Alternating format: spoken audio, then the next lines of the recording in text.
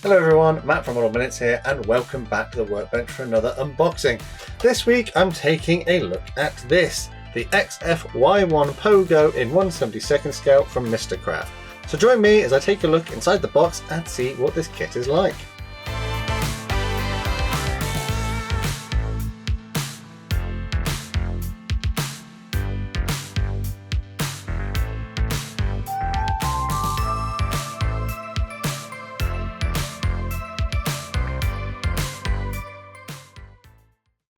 So starting off on the front, we're met with the normal Mistercraft sort of artwork that they put on their kits. However, down here, bottom left, you might be able to notice that it says that super decals are included.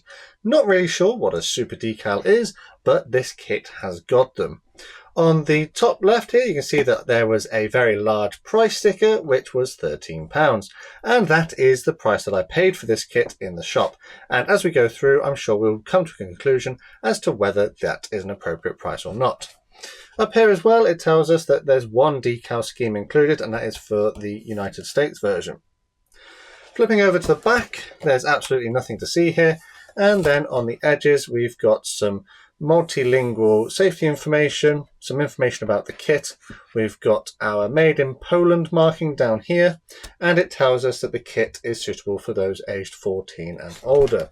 Flipping over onto the other edge, we've got an image here which displays the one paint scheme which comes included in the kit. And then off to the side here, we've got some stats about the product, that it is 211mm in length. The wingspan is 197mm, and apparently there's 97 parts, so that's quite a lot of parts. Onto the short edges, not really much to see here, other than the fact it tells us the code number, which is E65 from 5 series, and the code number for the item is 050658. And apparently it has a skill level of 3, which requires slightly more advanced modelling skill, according to Mistercraft. Anyways, without any further ado, let's get inside the box and see what we're met with. Here we go. So as usual, I'm going to take a look at the instructions first. So let's get those out of the box. There we go. And as is typical from Mistercraft, it's a booklet of sorts. Well, this is just a continually folding out piece of paper. But traditionally, Mistercraft will start off with the artwork up here and information about the kit. However, those eagle-eyed modelers amongst you might be able to spot a little bit of an error with this kit, which I find absolutely hilarious, and I can probably understand why they've done it. So what I think's happened here is that the person who is writing the instruction booklet, they used a different kit as the original file and then forgot to change the bottom information here, but they changed everything else. So if you read the information here, it's actually talking about the MiG-29 Fulcrum, and at no point does it sort of discuss the XFY-1 Pogo.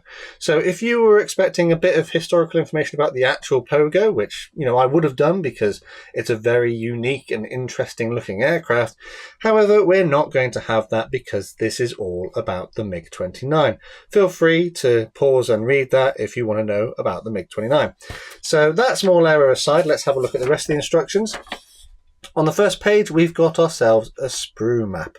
Sprue maps are so handy, and the fact that Mistercraft have included one makes it all the better. A little bit low res in the image. It looks like it's a scan, a black and white scan of the actual sprue, and then just plonked onto the instructions. But a sprue map is better than nothing. And as you can see, all the parts there are numbered, so it'll help me find them as I come to build it. Moving on then, we start our actual assembly. And as is typical from Mistercraft, these are in multiple languages, and every single part is numbered, and there is a colour call out with letters here. But it will involve flipping over to the other side, to the back, to find out which colours we need. So all the colours are listed down here. What I'll probably do with the instructions is take the colours and go back and write on what I'm actually using.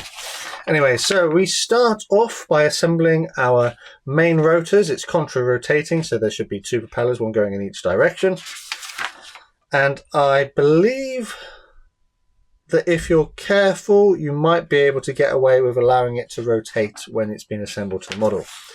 There is some cockpit details which can be assembled. And then we move on to just basically gluing everything together in step 4. The thing with Mistercraft instructions is they tend to join steps together on their pictures. So step 4 and step 5 are together in one picture. And then 6 and 7, they're together in the next picture. And then coming down, we finish off by putting in our little landing gear and our cockpit canopy. So it doesn't look to be too complicated, a fairly simple kit to construct, despite the fact that there's nearly 100 parts. Instructions are, I'd say, reasonable. You could follow these with minimal difficulty, but the steps are a little bit busy and the drawings are not the highest of quality, but they're passable. They are completely usable. So flipping over to the back now, we've got our colour painting instructions. And as you can see, it's fairly simple looking aircraft. Overall silver with elements of black. I think it is worth noting that in this artwork, they've not annotated it in the same way that it is on the actual box art. So on the box art, you can see we've got a black top of the tail fin here, whereas on the actual painting instructions, we haven't. So I think there's a bit of modeller's license there to decide what you want to do. But yeah, generally, overall, we've got 2 colours, which are black and silver. So if you're not a fan of painting, shouldn't be too difficult to do. And there's not that many transfers either by the looks of it. So speaking of the transfers, let's take a look at those. And here they are, one little sheet of transfers. So Mistercraft has a bit of a reputation for not having the best quality transfers in the world. And whilst these look okay, and I imagine they'll be perfectly usable, if I get in a bit closer, I'm hoping you'll be able to notice that on the white, particularly on the stars, there is a bit of cracking. I hope that when I come to assemble the kit and use these transfers, the transfers don't actually disintegrate when I put them onto the model. So I'll probably use some micro scale decal film solution on the top of these just to make sure that they don't fall apart as I'm applying them. Generally speaking though, the registration is quite good and the colours are alright as well. The printing is fairly legible and the letters are quite good. Here, even in Convair, you can read that, so that's not too bad. I've had considerably worse transfers. But yeah, so I do have my reservations. I will use a bit of decal solution film stuff on the top to make sure they don't fall apart as I apply them, just for sanity's sake. But yeah, I've seen worse. And now for the main bag of bits. So we've got our plastic sprues here, which come contained in a plastic bag, which is nice to see because Mistercraft kits don't always come in plastic bags. Usually they're loose in the bag and everything's able to fall out if it wants to. But this comes sealed, which is always nice to see. There we go. So we have 1 clear sprue, let's put that one there, and 2 light grey plastic sprues. So I think we'll take a look at the clear sprue first, seeing as it's right there. Let's move them out of the way. So looking at these, we've got some relatively clear parts. There is some dirt on the inside of these and some light scratch marks. The canopy frames are moulded on, but they're very shallow. So when you come to mask them up and paint them, just be aware of that. Although there's some scratch marks, on the whole, the plastic is relatively clear. And flash is quite minimal, so that's not too bad. I've seen worse from this manufacturer. So yeah, not too bad. Let's look at the next sprue then.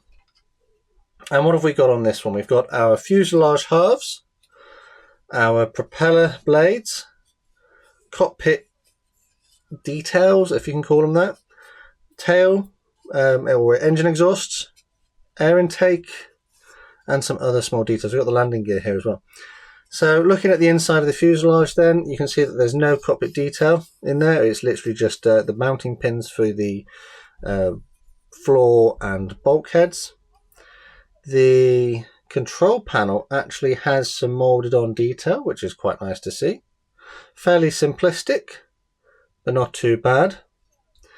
The plastic does feel a little bit greasy as I'm touching it, so a wash might be beneficial. But flipping over, you can see that we have recessed panel lines. Mistercraft is notorious for reboxing old kits from other manufacturers that they can get quite cheap. So seeing one with recessed panel lines sort of implies that this is a more modern kit, but it is slightly crude in the sense that the detail is quite lacking, and some of the mold quality isn't amazing either. So these propeller blades, for example, they're a bit wavy. They're not the cleanest of moldings. There is a little bit of flash in a few places, but nothing that's overly terrible. Yeah, so not too bad on that sprue. So let's take a look at the second sprue. And we've got our wings, which come in 2 halves.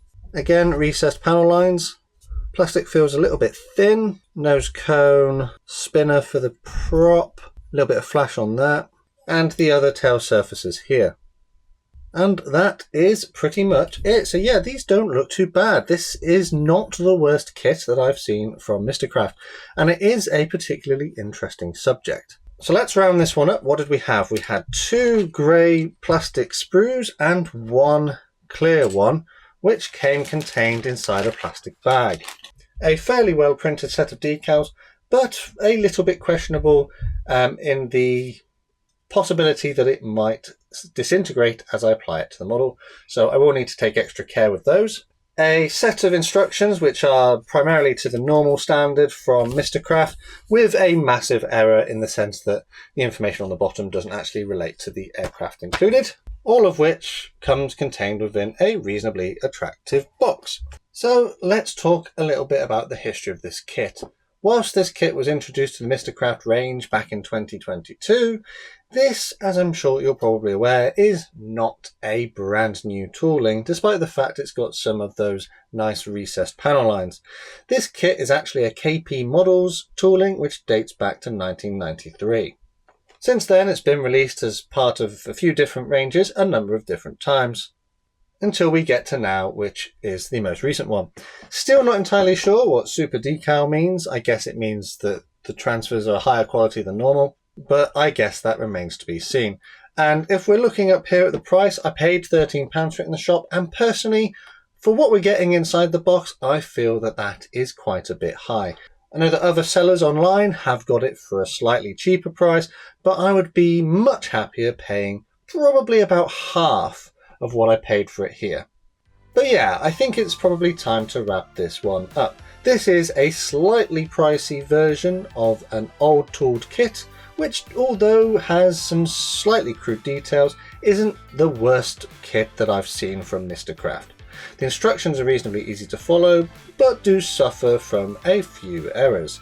And the decals look like they could be perfectly usable, however, I'm going to protect myself from the possibility that they will disintegrate. Let me know down in the comments what you thought of my review and whether you'd be interested in getting one of these kits for yourself. Do you think my assessment of this product was fair? And do you have any suggestions for any future kits for me to look at? Personally, I'm thinking of doing this one as a simple out-of-the-box build and just spray painting it with rattle cans, because it only has a couple of colours and I think it should make a quick weekend build. But anyways, it's time now to give a massive thank you to my patrons and channel members for the extra support they give the channel. If you'd like to join these people on screen, take a look at the links in the description. If you're new here and you'd like to see more videos like this, make sure you subscribe with notifications on, and dropping a like would be massively appreciated. Finally, the last thing to say is a massive thank you to you for watching this one, and I'll see you on the workbench again next time.